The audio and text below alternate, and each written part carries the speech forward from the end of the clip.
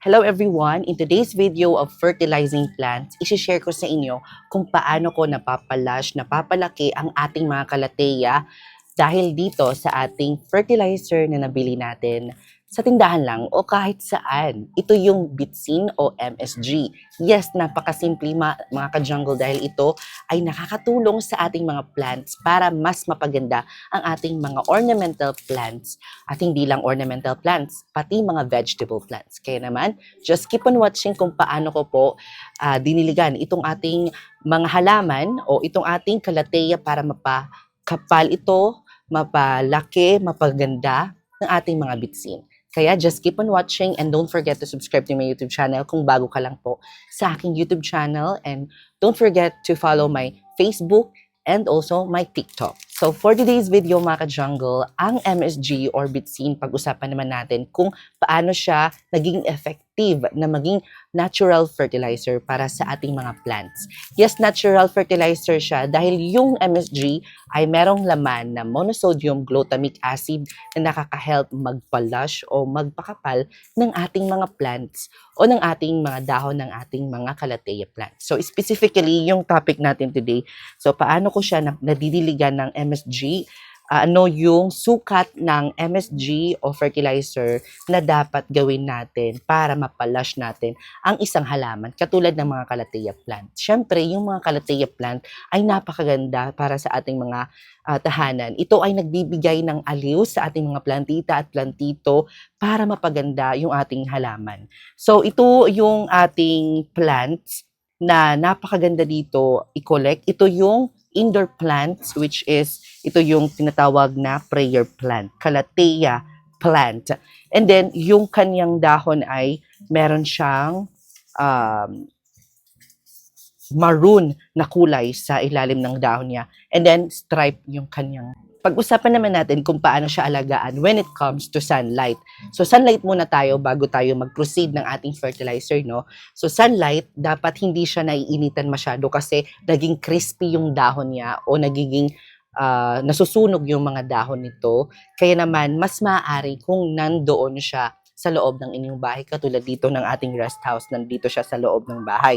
Kasi ito yung mga plants na sensitive sa sunlight, nagki-crispy agad yung mga dahon nito kapag naiinitan. Kaya kung nandun man sila sa labas, ilagay nyo sila sa lilim ng inyong mga bakuran, which is nasa ilalim sila ng mga puno o nasa ilalim sila ng mga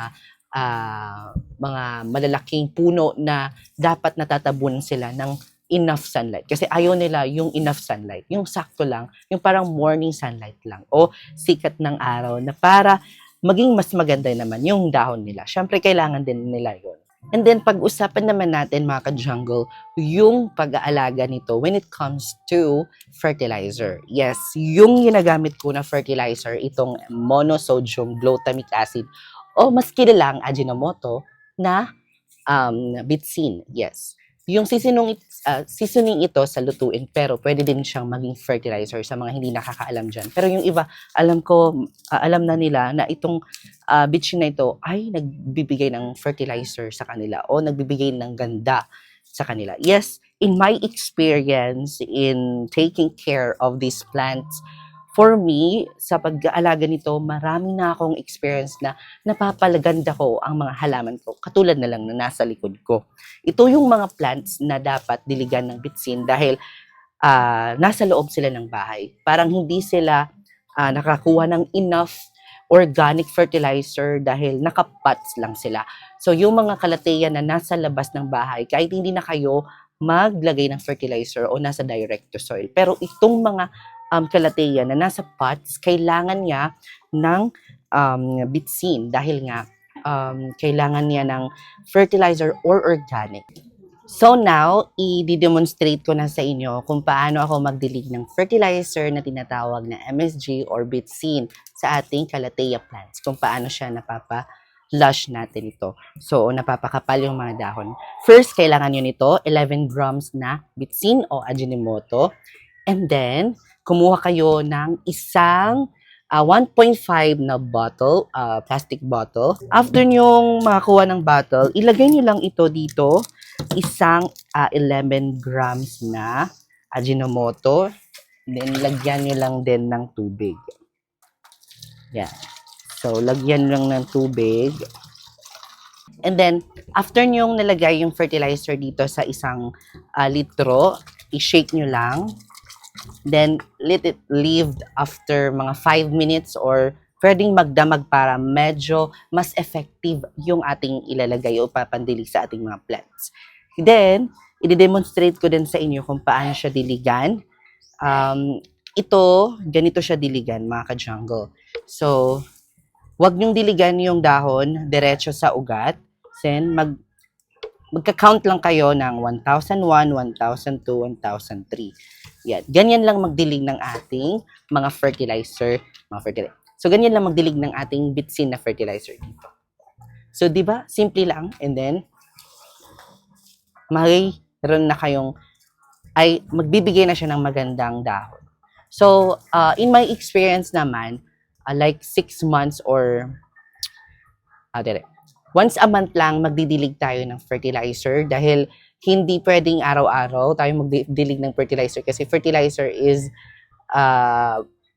for plants na hindi siya tumutubo ng maganda. So, dapat hindi araw-araw.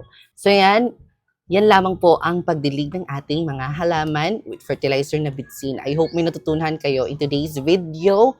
Napakasimple lang. And if you like this video, mga ka-jungle, don't forget to subscribe to my YouTube channel. Kung hindi ka pa nakasubscribe, we're heading to 100k subscribers. And also, you can follow me in my TikTok and my Facebook. I will see you next episode, mga ka-jungle, because more plant, less stress.